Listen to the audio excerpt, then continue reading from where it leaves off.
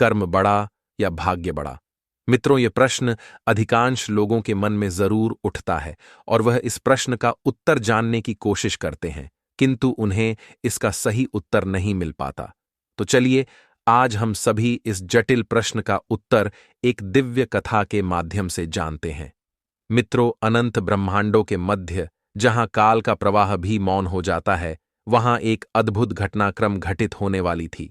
भगवान महाकाल की छाया में स्थित यमपुरी, जहां धर्म और कर्म का न्याय होता है, उस दिव्य स्थान पर जब देवर्षि नारद जी नारायण नारायण का जाप करते हुए पहुंचे, तो समस्त यमदूत का सिर श्रद्धा से झुक गया और वातावरण में एक अद्भुत और दिव्य प्रकाश फैल गया। मित्रों, देवर्षि नारद जी को अपने सम्मुख देखकर यमराज अपने स्वर्णिम सिंहासन से उठकर खड़े हो गए और नारद मुनि को प्रणाम करते हुए बोले, हे देवर्षि, यमपुरी में आपका स्वागत है। अवश्य ही आप कोई विशेष संदेश लेकर आए होंगे। यमराज की यह बात सुनकर देवर्षि नारद जी अपनी वीणा की तारों को स्पर्श करते हुए बहुत ही मधुर स्वर में बोले, हे सूर्य तनय, हे दंडधारक, आज मैं आपके समक्ष कोई संदेश लेकर नहीं आया हूं। मैं तो अपने एक प्रश्न का उत्तर जानने की अभिलाषा से आपके पास आया हूं। तभी यमराज ने विनम्र स्वर में पूछा, हे देवर्षि, आप किस परम सत्य को जानना चाहते हैं? कृपया आप निसंकोच होकर अपना प्रश्न पूछिए। तभी देवर्षि नारद जी ने प्रश्न पूछते हुए कहा, हे धर्मराज, मैं इस संसार के एक गूढ़ रहस्य को जानने आया हूं। मैं यह जानना चाहता हूं कि इस संसार में सबसे बड़ा कौन है, धर्म या फिर भाग्य? मित्रों, यमपुरी के समस्त लोग इस अलौकिक प्रश्न का उत्तर सुनने के लिए एकत्र हो गए। ब्रह्मांड के दोनों छोरों से देवगण और सिद्ध महर्षि इस प्रश्न का उत्तर सुनने के लिए एकत्रित हो गए। नारद जी का यह प्रश्न सुनकर यमराज ने गंभीर स्वर में कहा, हे देवर्षि, जब काल और कर्म की गाथा का उद्घाटन होता है तो समस्त सृष्टि उसकी गूंज को अनुभव करती है। हे देवर्षि, आज आपने मनुष्य के कल्याण के लिए अति उत्तम प्रश्न पूछा है। मैं आपके इस प्रश्न का उत्तर एक अलौकिक और महान कथा के माध्यम से देना चाहता हूं, जिसका श्रवण करने के पश्चात आपको आपके प्रश्न का उत्तर मिल जाएगा। फिर यमराज ने कथा प्रारंभ करते हुए कहा, हे देवर्षि नारद जी, प्राचीन काल में उदयपुर नाम का एक नगर था। यह नगर अत्यंत ही मनोरम और भव्य था। सूर्यदेव की प्रथम किरणें जैसे ही इस नगर की इमारतों और मंदिरों पर पड़ती थीं, वैसे ही सारा नगर स्वर्णिम आभा से प्रकाशित हो उठता था। नगर के बीचों बीच एक सुंदर सरोवर था, जिसकी निर्मल जलधारा में मंदिरों और सुंदर सुंदर वृक्षों की छवियां झलकती थीं। यह नगर अपनी गौरवशाली संस्कृति और धार्मिक वातावरण के लिए प्रसिद्ध था। नगरवासियों में परस्पर स्नेह और प्रेम भाव था और वे सत्य व सदाचार के मार्ग पर चलने का प्रयास करते थे। फिर भी सभी नगरवासियों के पास समान धन संपदा नहीं थी। उस नगर में कुछ लोग बहुत धनवान थे तो कोई अत्यंत ही गरीब थे। इसी गांव में एक विधवा स्त्री रहती थी, जिसका नाम शुभांगी था। वह बहुत ही गरीब थी। उसके पास भोजन के लिए अन्न का एक दाना भी नहीं था। वह अपनी जीविका चलाने के लिए दूसरे के घरों में काम करती थी। बदले में उसे जो कुछ भी धन मिलता था, उसी से अपना भरण पोषण कर रही थी। उसके पति की कुछ वर्ष पूर्व मृत्यु हो चुकी थी। अपने पति के बिना वह बिल्कुल अकेली थी। उसके जीवन का कोई सहारा नहीं था। वह छोटी सी झोपड़ी में रहती थी। दिन भर वह दूसरों के घरों में काम करती और शाम को थकहार कर अपनी झोपड़ी को वापस आ जाती थी। आगे धर्मराज कहते हैं, हे देवर्षि, वह स्त्री बहुत सरल स्वभाव की थी। उसके अंदर धर्मपरायण और पतिव्रता स्त्री के सभी लक्षण विद्यमान थे। वह अपने परिश्रम से ही जीवन का निर्वाह करती। उसके मन में सदैव एक ही प्रश्न गूंजता रहता था कि मनुष्य को अपने कर्म के बल पर आगे बढ़ना चाहिए या फिर जो भाग्य ने पहले से तय किया है उसी अनुसार कार्य करना चाहिए। वह इस प्रश्न को मन में रखकर प्रतिदिन ईमानदारी पूर्वक अपना कर्म करती रहती थी। उस विधवा स्त्री के झोपड़ी के बाहर एक आम का वृक्ष लगा हुआ था, जिसमें मौसम आने पर मीठे आम के फल लगते थे। वह उन फलों को तोड़कर गांव के बच्चों में बांट देती थी। एक दिन की बात है, एक कौवा उस आम के वृक्ष पर आकर बैठ गया। वह काला कौवा अत्यंत चतुर था।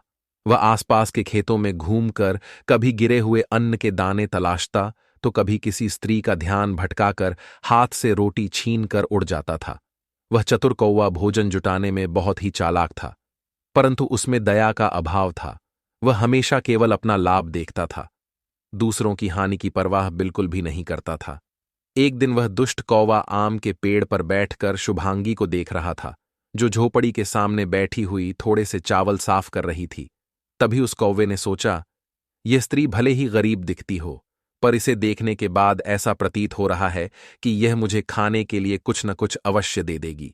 यह सोचकर वह कौवा जोर जोर से चिल्लाने लगा, लेकिन शुभांगी ने उसकी ओर विशेष ध्यान नहीं दिया। फिर वह कौवा मन ही मन सोचने लगा, ऐसा करने से काम नहीं बनेगा, मुझे कोई अन्य योजना बनानी होगी। ऐसे चिल्लाने से यह मुझे कुछ भी खाने के लिए नहीं देगी। फिर वह एक कपटपूर्ण योजना बनाने लगा। तभी उसे स्मरण हुआ कि यह स्त्री बहुत ही दयालु है। यदि मैं इसके सामने कुछ नाटक करूं, तो शायद यह मुझे कुछ खाने के लिए दे देगी। इतना सोचकर वह कौवा उस आम के पेड़ से उड़कर चला गया।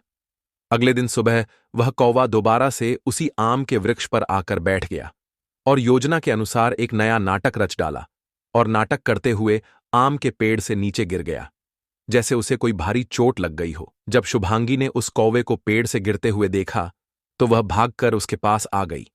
उसने जब कौवे को देखा तो उसे दया आ गई, और उसने तुरंत अपनी टोकरी में से कुछ चावल के दाने उठाए और कौवे के सामने डाल दिए।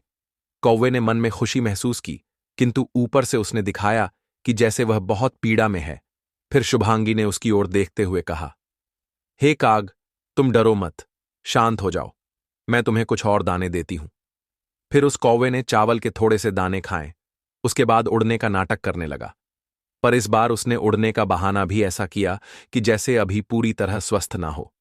इस प्रकार कौवा रोज सुबह आता और भोजन करने के बाद उड़ने नाटक करता और शाम होने पर उड़ जाता।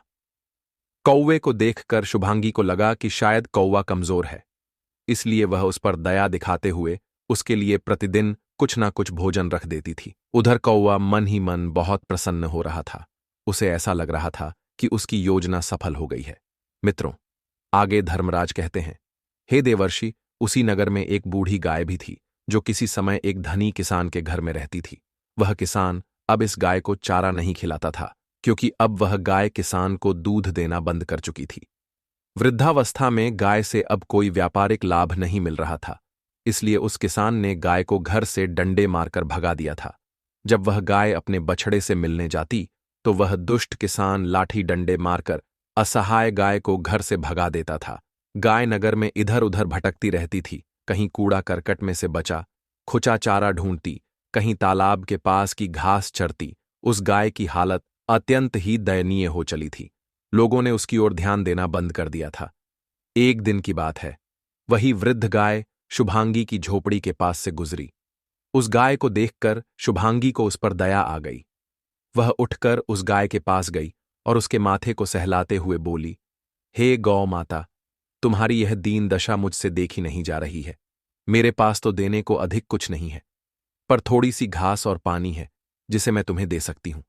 इतना कहकर शुभांगी अपनी झोपड़ी के पीछे उगी हुई घास को काटकर ले आई और गाय के सामने डाल दिया। जब गाय ने घास खा लिया, तो वह उसके लिए एक बड़े से पात्र में पीने के लिए पानी लेकर आई और गाय के सामने रख दिया। घास खाने के बाद गाय ने पानी पिया, और पानी पीते ही मानो उसकी इच्छा तृप्त हो गई हो। फिर उस गाय ने शुभांगी का आभार जताया और उस स्थान से चली गई। अगले दिन से गाय रोज शुभांगी के द्वार पर आ जाती। शुभांगी उसे चारा पानी दे देती। उसके मन में गाय के प्रति दया भाव थी। गाय निस्वार्थ भाव से सिर हिलाती, मानो वह शुभांगी को आशीर्वाद देना चाहती हो। शुभांगी यह सब देखकर बहुत प्रसन्न होती। उसे यह सब कार्य करके बहुत खुशी मिलती थी। गाय की वाणी में छल कपट या स्वार्थ का कोई अंश नहीं था। वह जीव मात्र को सुख देने का प्रतीक थी। इस प्रकार से उस गाय और शुभांगी के बीच एक कोमल बंधन तैयार हो गया। इसी तरह उसके दिन बीतने लगे। शुभांगी ने अपने जीवन में बहुत से दुख सहे। उसके बाद भी वह भगवान की भक्ति और अपने कर्म में लगी रहती थी। उसके मन में बार बार एक प्रश्न उठता रहता था कि क्या मेरा भाग्य पहले से ही निर्धारित है, या मैं अपने सत्कर्म से उसे बदल सकती हूं। मित्रों, जब वह कौवे को भोजन देती तो सोचती कि मैं गरीब हूं, क्या यह मेरे कर्मों का फल है? क्या कौवे को भोजन देने से मेरा भाग्य सुधरेगा? और वहीं जब वह बूढ़ी गाय को भोजन पानी देती, तब भी यही प्रश्न उसके मन में उठता था। फिर वह आसमान की ओर देखते हुए बोली, ईश्वर ने चाहा तो अपनी भी कभी जमीन होगी और इसी गाय से मुझे दूध मिलेगा, पर अभी तो मेरे पास कुछ भी नहीं। यह सोचकर वह दुखी हो गई और उदास मन से बोली, हे भगवान, इतना परोपकार करने के बावजूद भी मेरा जीवन कष्टों से भरा है। क्या आपने सचमुच पहले से ही मेरा भाग्य लिख दिया है, जिस पर मेरा कोई बस नहीं?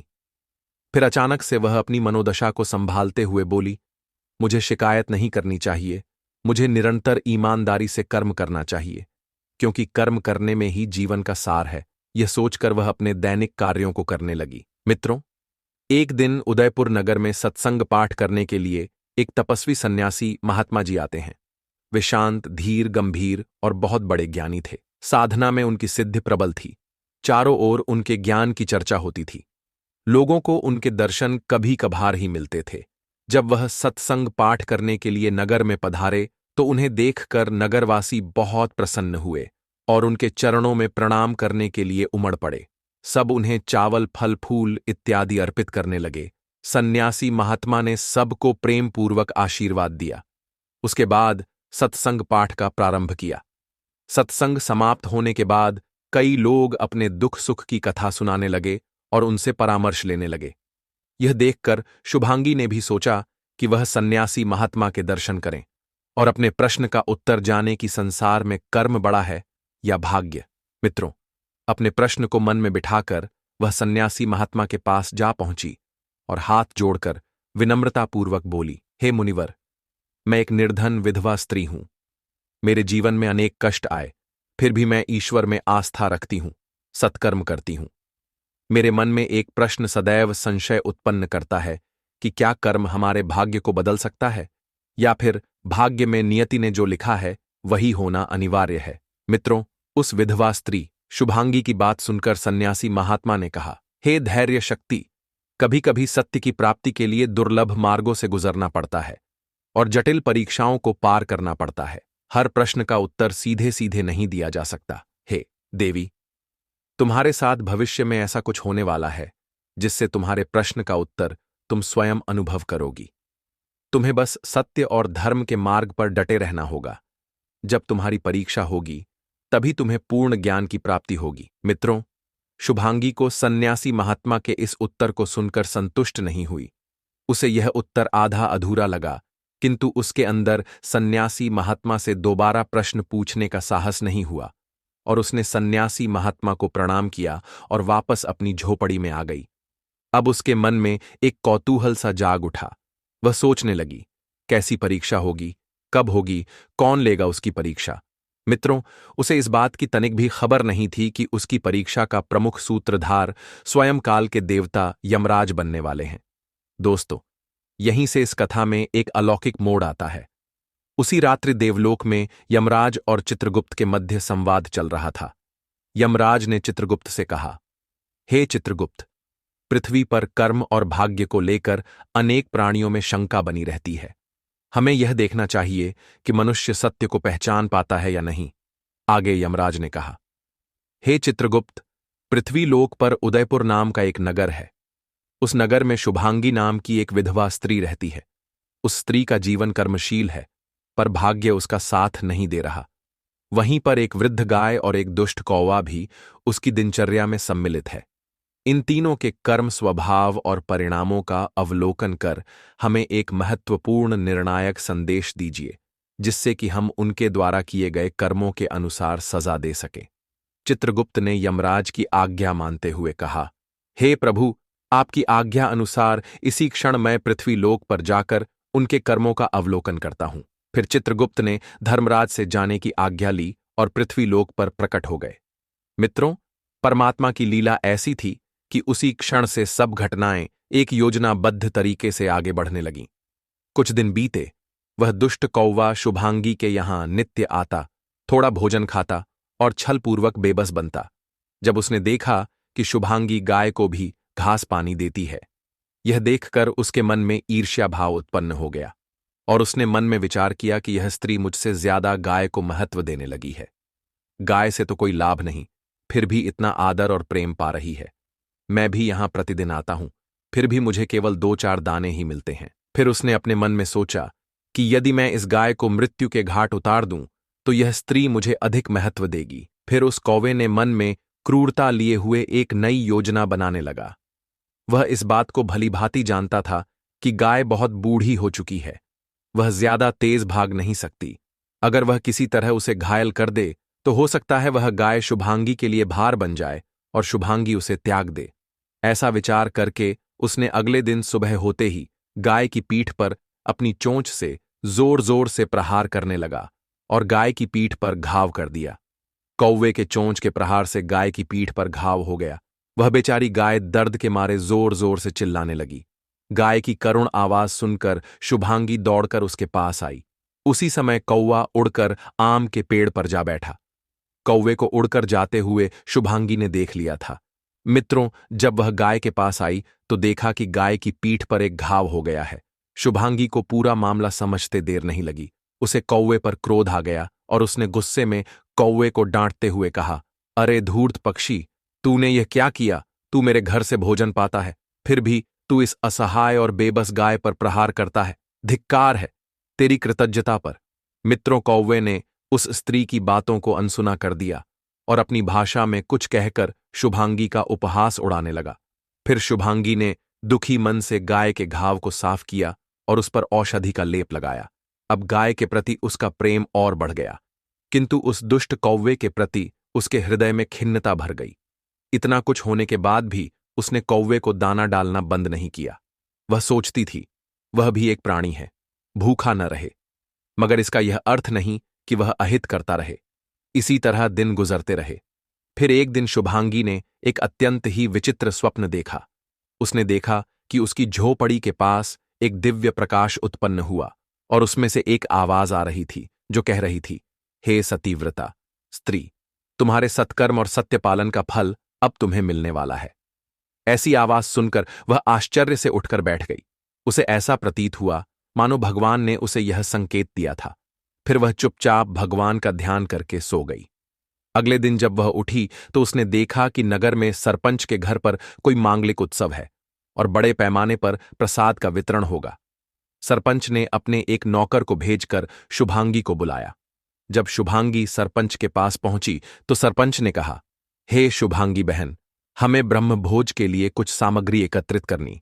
यदि तुम सबके साथ मिलकर हमारी मदद करोगी तो मैं तुम्हें अच्छी मजदूरी के साथ कुछ अन्न और धन भी दूंगा। सरपंच की यह बात सुनकर शुभांगी बहुत प्रसन्न हो गई। उसे लगा कि शायद उसकी मेहनत और सत्कर्म की बदौलत आज उसके जीवन में कुछ अच्छा होने जा रहा है। वह बड़े उत्साह के साथ सरपंच के इस प्रस्ताव को स्वीकार कर लिया और फिर अपने काम में लग गई। काम समाप्त होने के बाद सरपंच ने शुभांगी को मेहनताना दिया। कुछ गेहूं के बोरे और मुट्ठी भर सिक्के प्रदान किए। शुभांगी ने जीवन में पहली बार इतना धन देखा था।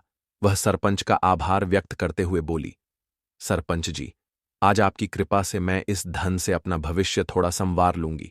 सरपंच ने मुस्कुराते हुए कहा, बहन, तुम बहुत परिश्रमी हो, बस ऐसे ही ईमानदारी से अपना कर्म करती रहो। भगवान एक दिन तुम्हारा भला जरूर करेंगे। मित्रों, इतना धन पाकर शुभांगी के हृदय को बहुत सुकून मिला। उसे लगा कि शायद उसकी किस्मत का पहिया घूम रहा है। अब वह और मन लगाकर काम करने लगी। उसने अपनी झोपड़ी के पास पड़ी बंजर जमीन को साफ करके उस पर अन्न उगाने की योजना बनाई ताकि वह अपनी आय को बढ़ा सके। फिर एक दिन उसके मन में सन्यासी महात्मा से मिलने की इच्छा हुई।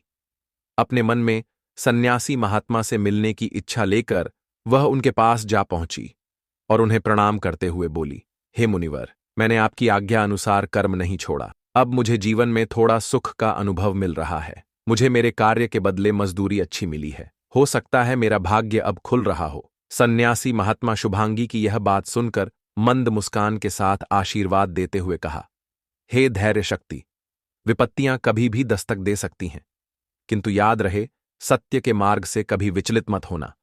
अभी एक परीक्षा शेष है, तुम्हें सावधान रहना होगा, विशेषकर उस कौवे से जिसे तुम प्रतिदिन दाना देती हो। सन्यासी महात्मा की यह बात सुनकर वह आश्चर्यचकित हो गई और सोचने लगी, महात्मा जी को कौवे के बारे में कैसे पता। उसके बाद सन्यासी महात्मा ने फिर गाय का भी जिक्र किया और कहा, हे धैर्य शक्ति, तुम सदैव गाय की सेवा करते रहना, वह तुम्हारा कल्याण करेगी। इतना सुनकर शुभांगी ने हाँ में सिर हिलाया और महात्मा जी को प्रणाम करके अपने घर आ गई।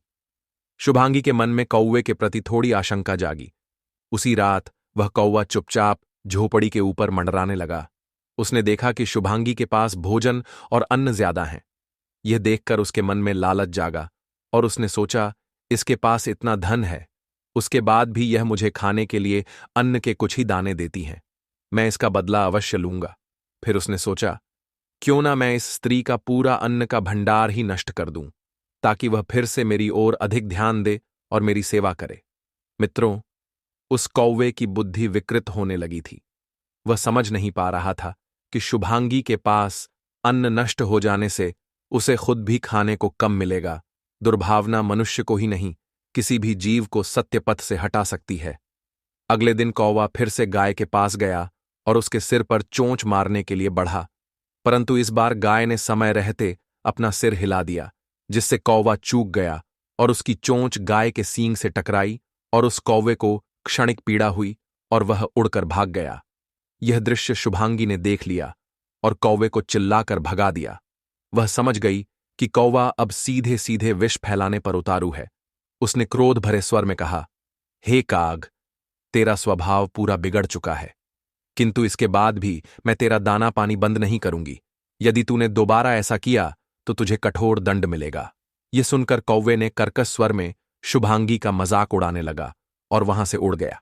रात होते ही उसने नए षड्यंत्र की योजना बनाई। शुभांगी के घर के पीछे जो घास थी उसमें आग लगाने की सोचने लगा। उसे लगा, जब आग लगेगी तो गाय के खाने के लिए कुछ नहीं बचेगा और वह यहां से भाग जाएगी। मित्रों, समय आ चुका था जब चित्रगुप्त पृथ्वी पर हो रही इस घटना को साक्षात देखना चाहते थे कि किसका कर्म क्या परिणाम लाता है। एक अर्धरात्रि में जब शुभांगी गहरी नींद में थी, तभी अचानक उसकी झोपड़ी के पीछे आग की लपटें उठने लगी। कौवे ने कहीं से आग से जलती हुई लकड़ी लाकर घास पर फेंक दिया था, जिसके कारण घास में आग लग गई। यह देखकर गाय जोर जोर से चिल्लाने लगी। गाय की आवाज सुनकर शुभांगी की नींद टूटी। उसने दरवाजा खोलकर देखा तो वह घबरा गई और उस पर पानी लाकर डालने लगी। गाय डर के मारे पीछे हट गई थी। कौवा अंधेरे में छिपकर यह सब देख रहा था। आग की लपटें बढ़ती जा रही थी और अकेले शुभांगी के लिए आग बुझाना असंभव कार्य था। उसी समय वहां पर चित्रगुप्त जी प्रकट हो गए। उन्होंने अपने कमलों से जल की बूंदें आग पर डाली, जिससे आग शांत हो गई। आसपास का वातावरण अंधकारमय होते हुए भी दिव्य प्रकाश से भर उठा। शुभांगी ने हाथ जोड़कर चित्रगुप्त जी को प्रणाम किया। वह भय और विस्मय के मिले जुले भाव से कांप उठी। तभी चित्रगुप्त जी ने बहुत ही मृदुल स्वर में कहा, हे देवी, आप डरो मत। आज हम आपके कर्म और सत्य की परीक्षा के साक्षी बनने आए हैं। तुमने अपने संकट के समय में भी गाय को छोड़कर भागना उचित नहीं समझा, अपितु उसे बचाने का प्रयत्न किया। यही तुम्हारे सत्य और धर्म का प्रमाण है। इतना सुनकर शुभांगी ने थोड़ी हिम्मत जुटाकर कहा, हे दयानिधि, गाय की रक्षा करना मेरा कर्तव्य है। उसके बिना मेरा भी जीवन अधूरा है। शुभांगी की बात सुनकर चित्रगुप्त जी अत्यंत प्रसन्न हुए। फिर उन्होंने शुभांगी से कहा, हे देवी, मैंने तुम्हारे पूर्व जन्मों के कर्मों का लेखा जोखा देखा है। तुमने सदैव परोपकार किया है, लेकिन पिछली कुछ स्थितियों के कारण तुम्हारा जीवन इस जन्म से अधिक कष्टमय रहा है। फिर भी तुमने धर्म का त्याग नहीं किया, इसीलिए तुम्हें इस जन्म में कुछ प्रतिकूल परिस्थितियों का सामना करना पड़ा, किंतु अब तुम्हारे सत्कर्म का प्रतिफल मिलने का समय आ गया है। फिर शुभांगी ने हाथ जोड़ते हुए कहा, हे लेखाधिपति, मैं सदैव यही सोचा करती थी कि शायद मेरा भाग्य ही ऐसा है, किंतु मैं अपने कर्म को करने से कभी भी पीछे नहीं हटी। चित्रगुप्त ने मुस्कुराकर कहा, हे देवी, तुम धन्य हो। इस गाय के पूर्व जन्म के पुण्य भी अब फलीभूत हो रहे हैं, जिससे तुम्हारे संग इसका भी कल्याण जुड़ा है। उसी समय चित्रगुप्त ने कौवे को आवाज देते हुए कहा, हे काग, कहाँ छिपे हो? सामने आओ। उसी क्षण कौवा डरते डरते चित्रगुप्त के सामने आ गया। फिर चित्रगुप्त ने पूछा, हे काग, तुमने आग क्यों लगाई? क्यों तुमने इस बूढ़ी गाय को कष्ट पहुंचाया? जिस स्त्री ने तुम्हारी भूख मिटाई, उसी के साथ तुमने कृतज्ञता दिखाई। कौवा कांपते हुए बोला, हे लेखाधिपति, मैंने लोभवश ऐसा दुष्कार्य किया। मुझे अपनी दुष्टता पर पश्चाताप है, पर अब मैं क्या करूं? तभी चित्रगुप्त ने क्रोधित होकर कहा, अरे दुष्ट काग, तुम्हें पश्चाताप करने में बहुत देर हो चुकी है। तुमने अपने बुरे कार्यों के कारण अपना भविष्य अंधकारमय कर लिया है। अब तुम्हें अपने कर्मों का फल भोगना होगा। यह सब देखकर शुभांगी के मन में कर्म व भाग्य को लेकर जो प्रश्न था, उसका उत्तर आज प्रत्यक्ष रूप से उसे मिल गया था। तभी चित्रगुप्त ने शुभांगी से कहा, हे देवी, तुम्हारे सत्कर्म ने उस कौवे के दुर्भाग्य को पराजित कर दिया है। भाग्य निस्संदेह मनुष्य के साथ सदैव रहता है, परंतु उसके द्वारा किए गए अच्छे और बुरे कर्म उसके भाग्य को परिवर्तित भी कर सकते हैं। किंतु जो मनुष्य सत्य और धर्म के मार्ग पर चलते हैं, उन्हें चाहे देर से ही सही, पर विजय अवश्य मिलती है। तभी शुभांगी ने हाथ जोड़कर कहा, हे लेखाधिपति, आपका अनुग्रह मुझे मिला, मैं धन्य हो गई। किंतु मेरी आपसे एक विनती है, आप मेरी इस गाय को सुखमय जीवन प्रदान कीजिए। यह गाय मेरा परिवार है, मैं चाहती हूं कि जीवन भर मैं इसकी सेवा करूं। शुभांगी की यह बात सुनकर चित्रगुप्त ने प्रसन्न होकर कहा, हे देवी, धन्य हो तुम, तुम्हारे इतने ऊंचे विचार होने के कारण मैं तुमसे अत्यंत प्रसन्न हुआ। मैं तुम्हें यह आशीर्वाद देता हूं, कल सुबह तुम्हें इस गाय के संबंध में एक शुभ समाचार मिलेगा, उसी से तुम्हारा जीवन यापन भी सुगम होगा। इतना कहकर चित्रगुप्त अंतर्ध्यान हो गए। तभी वहां पर वह सन्यासी महात्मा आ गए। सन्यासी महात्मा को देखकर शुभांगी ने उन्हें प्रणाम किया। फिर महात्मा जी ने मधुर वाणी में कहा, हे पुत्री, यही तुम्हारे जीवन की परीक्षा थी कि संकट आने पर क्या तुम अपने स्वार्थ के लिए गाय को छोड़ देती हो या उसका साथ देती हो। किंतु आज तुमने सिद्ध कर दिया कि सच्चा धर्म वही है जो प्राणी मात्र के प्रति दया रखे।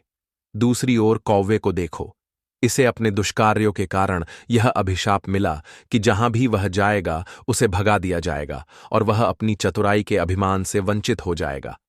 लोग इसे अपशकुन मानेंगे। फिर उस कौवे ने सन्यासी महात्मा के सामने अपनी भाषा में बोला, हे मुनिश्रेष्ठ, मैं अब आगे कभी ऐसा कार्य नहीं करूंगा, मुझे इस पाप से मुक्ति पाने का कोई मार्ग बताइए। सन्यासी महात्मा ने उत्तर देते हुए कहा, हे काग, ईश्वर की कृपा अपार है। पश्चाताप सच्चा हो तो कोई भी प्राणी अपने पापों से मुक्ति पा सकता है। यदि तुम चाहो तो प्रायश्चित स्वरूप दूसरे प्राणियों की सहायता कर सकते हो, तभी तुम्हारा भविष्य सुधरेगा और तुम्हें पापों से मुक्ति मिलेगी। अगले दिन नगर का एक धनी किसान, जिसके पास बहुत ज्यादा जमीन थी, वह शुभांगी के घर आए और बोले, हे शुभांगी, मुझे पता चला है कि तुम्हारे पास एक बूढ़ी गाय है जो वास्तव में हमारी खोई हुई गाय है। मित्रों, यह वही किसान था जिसने गाय को मारपीट कर घर से निकाल दिया था। किंतु कहते हैं ना, समय का चक्र बहुत जल्दी घूमता है। फिर उस किसान ने शुभांगी से कहा, बहन, जब से यह गाय मेरे घर से गई है तब से मेरा जीवन बहुत दुखमय बीत रहा है। यह गाय बहुत ही पुण्य फल प्रदान करने वाली है। हम इसे वापस लेना चाहते हैं। यदि तुम सहमत हो तो हम तुम्हें इसकी देखभाल के लिए एक बड़ी राशन सामग्री भी देंगे। साथ ही तुम्हारे लिए एक स्थायी काम का प्रबंध कर देंगे। बस तुम्हें इस गाय के साथ रहना होगा और इसकी सेवा करनी होगी। शुभांगी यह बात सुनकर सोच में पड़ गई, किंतु वह यह भी नहीं चाहती थी कि गाय के बिना रहे। फिर उसने काफी देर तक सोचने के बाद किसान के इस प्रस्ताव को स्वीकार कर लिया। तभी किसान ने कहा, हे शुभांगी, राशन सामग्री के साथ ही साथ हम तुम्हें जमीन का एक टुकड़ा भी देंगे, जहां तुम खेती कर सकोगी और अपना जीवन सुधार सकोगी। शुभांगी को लगा कि यह चित्रगुप्त जी का संदेश था। उन्होंने कहा था कि तुम्हें गाय से ही जीवन यापन का सहारा मिलेगा। उसने प्रसन्नता से स्वीकृति दी और उस किसान के साथ गाय को लेकर चल देती है और उस किसान के बड़े से घर के निकट रहने लगी। गाय की सेवा के साथ साथ उसे नियमित भोजन, वस्त्र और खेती के लिए जमीन मिल गई। उसके भाग्य ने करवट ली, लेकिन वह जानती थी कि यह सब उसके अच्छे कर्मों का ही परिणाम है। समय बीतता गया। शुभांगी की स्थिति में तेजी से सुधार हुआ। उसके पास अब न सिर्फ खुद की खेती थी, बल्कि वह गाय के सहारे दूध, दही जैसे उत्पाद से भी जीविका कमाने लगी। गांव के लोग उसकी निष्ठा और मेहनत की सराहना करने लगे। वह उन सब की सहायता करती थी जिन्हें धन की आवश्यकता होती थी।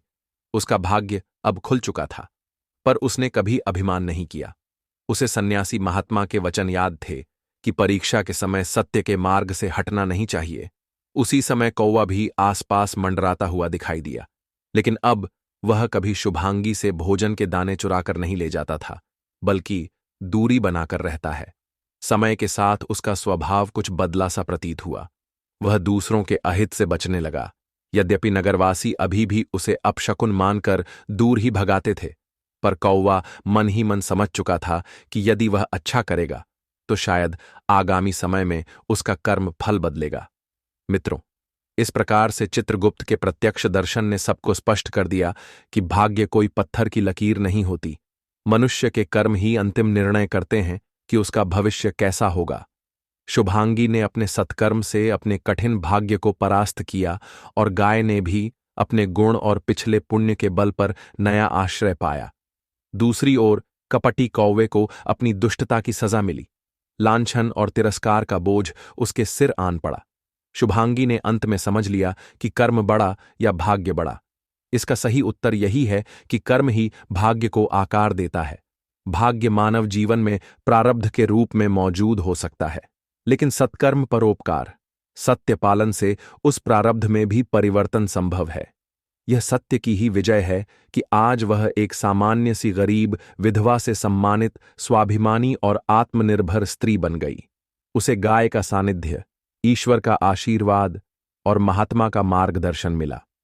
उसने मन से सब ग्रंथियों को निकालकर निष्काम कर्म का मार्ग अपनाया, जिससे उसे सुख शांति की प्राप्ति हुई। नगर के लोग जब कभी उसकी कहानी सुनते तो कहते, यही है सत्य की परीक्षा। गरीबी, कष्ट, विपत्ति जीवन में आती है, पर जो सत्य के मार्ग से नहीं हटता उसे अंत में ईश्वर का सानिध्य प्राप्त होता है।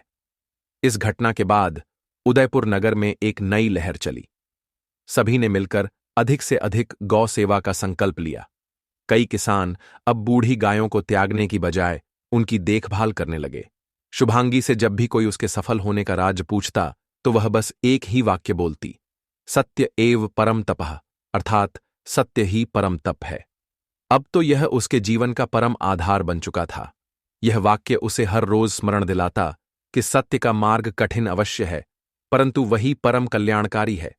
मनुष्य का सत या असत व्यवहार ही उसके जीवन की वास्तविक परीक्षा होती है। शुभांगी ने कठिन परिस्थितियों में भी गाय को संकट में नहीं छोड़ा, इसलिए वह सत्य के मार्ग पर विजय हुई। कर्म बनाम भाग्य अवश्य है, किंतु अच्छे कर्मों से भाग्य का स्वरूप परिवर्तित किया जा सकता है।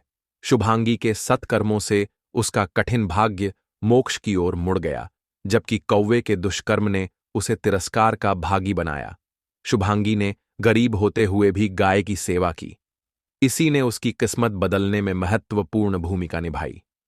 किंतु चित्रगुप्त जी ने कौवे को भी एक राह दिखाई और कहा, यदि तुम सच्चा पश्चाताप करोगे और अच्छे कर्म करोगे तो निश्चिंत ही तुम्हारा भविष्य सुधर सकता है। मित्रों, इस कथा को सुनने के बाद नारद जी ने यमराज से कहा, हे सूर्यतनय, हे दंडधारक, इस कथा को सुनने के बाद यह कहा जा सकता है कि भाग्य हमारे कर्मों का परिणाम है और कर्म ही मनुष्य के भाग्य को परिवर्तित कर सकते हैं। फिर यमराज ने कहा, हे देवर्षि, आपने बिल्कुल सत्य कहा। भाग्य कोई पत्थर की लकीर नहीं है जिसे बदला न जा सके। यह बहते हुए पानी की धारा के समान है, जो अपने रास्ते में आने वाले नए पत्थरों और मोड़ों के अनुसार दिशा बदल सकती है। यदि मनुष्य अच्छे कर्म करता है तो उसका भाग्य भी अनुकूल हो जाता है। फिर नारद जी ने कहा, हे सूर्यतनय, यदि कर्म ही सब कुछ है तो मनुष्य अच्छे कर्म क्यों नहीं करते? क्यों वह हमेशा भाग्य को दोष देते रहते हैं? फिर यमराज ने इस प्रश्न का उत्तर देते हुए कहा, हे देवर्षि, मनुष्य यह सब अपने मोह और अज्ञान के कारण करता है। वह अपने कर्मों के प्रति सजग नहीं रहता, और जब उसके जीवन में कष्ट आते हैं तो वह भाग्य को दोष देने लगता है। लेकिन सत्य तो यह है कि मनुष्य ने अपने कर्मों के अनुसार जो बोया है उसे उसी अनुसार फल की प्राप्ति हो रही है। आगे यमराज कहते हैं, हे नारद जी, गीता ग्रंथ में भगवान श्री कृष्ण ने कर्मयोग को सर्वश्रेष्ठ बताते हुए कहा है, कर्मण्येवाधिकारस्ते मां फलेषु कदाचन, अर्थात कर्म करने में ही मनुष्य का अधिकार है, फल की चिंता उसे नहीं करनी चाहिए। यदि वह अपने कर्मों को उत्तम बना ले तो उसका भविष्य भी स्वर्णिम हो जाएगा। यह सुनकर देवर्षि नारद जी ने यमराज का आभार प्रकट करते हुए कहा, हे धर्मराज, आपने मेरे प्रश्न का समाधान कर दिया। अब मैं यह ज्ञान लोक लोकांतर में प्रचारित करूंगा और बताऊंगा कि मनुष्य कर्मों से ही अपना भाग्य बदल सकता है। इतना कहकर देवर्षि नारद जी यमराज को प्रणाम करके यमपुरी से प्रस्थान करते हैं। मित्रों, इस कथा को सुनने के बाद आप आत्मविश्वास के साथ कह सकते हैं कि कर्म और भाग्य में कर्म ही सबसे बड़ा है और सत्य के साथ किया गया कर्म मनुष्य के भाग्य को मंगलमय बना देता है। प्रिय मित्रों, इस प्रकार से आज की यह महान कथा समाप्त हुई। आशा करते हैं आपको यह कथा पसंद आई होगी और आप सभी ने इस कथा से ज्ञान की प्राप्ति की होगी। यदि आपको यह कथा पसंद आई हो तो एक बार जय श्री कृष्णा जय श्री हरिविष्णु अवश्य लिखें। प्रिय मित्रों, वीडियो देखने के लिए आप सभी का बहुत बहुत धन्यवाद।